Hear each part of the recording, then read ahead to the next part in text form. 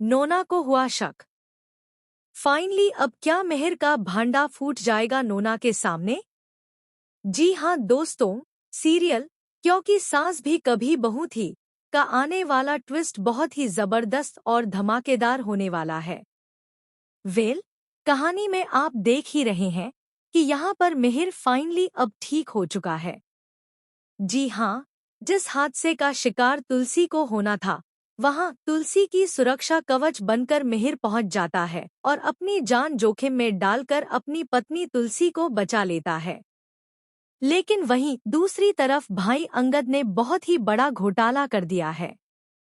उससे बहुत बड़ी भूल हो चुकी है और उसका पछतावा उसे बहुत जल्द होगा। उसने अपने शेयर्स रणविजय को दे दिए हैं, जिसके चलते अब रणविजय के पास ढेर सारे शेयर्स हो चुके हैं। इसी बात पर वह इतना घमंड दिखा रहा है और तुलसी की भी बेइज्जती कर रहा है। जहां अंगद को तुलसी से एक जोरदार तमाचा पड़ चुका है, वहीं तुलसी ने यह भी कह दिया है कि जाकर अपने भाई को मार और फिर अपनी मां को भी मार देना।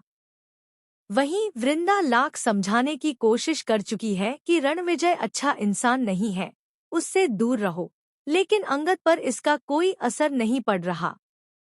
ना जाने अंगद को ऋतिक से कैसी दुश्मनी और नफरत हो चुकी है।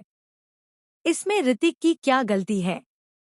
अगर परी रणवीर के साथ रहना चाहती थी, अगर इस कंपनी की ओनर नोना है और अगर सब लोग अपने हिसाब से जी रहे हैं, तो इसमें ऋतिक क्या कर सकता है? इसमें उसकी क्या भूल है? वहीं दूसरी तरफ अब फाइनली मिहिर ठीक हो चुका है और मेहर व तुलसी कहीं बाहर जाने वाले हैं। तभी नोना को पता चलता है कि मिहिर ने 2 टेबल बुक की हैं।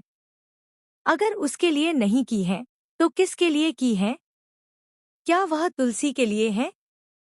जी हाँ दोस्तों, अब तक आपने देखा कि मिहिर नोना के सामने नाटक करता आ रहा है कि उसे तुलसी से कोई मतलब नहीं है। तुलसी उसकी टाइप की नहीं है, उसमें बहुत एटीट्यूड है, बहुत घमंड है, वह बहुत ईगोइस्टिक है और इसीलिए उसकी और तुलसी की कोई बॉन्डिंग नहीं है।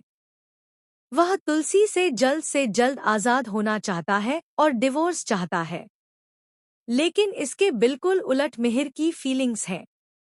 मिहिर आज भी अपनी तुलसी से बेइंतहा मोहब्बत करता है, बहुत प्यार करता है और उसके बिना रह ही नहीं सकता।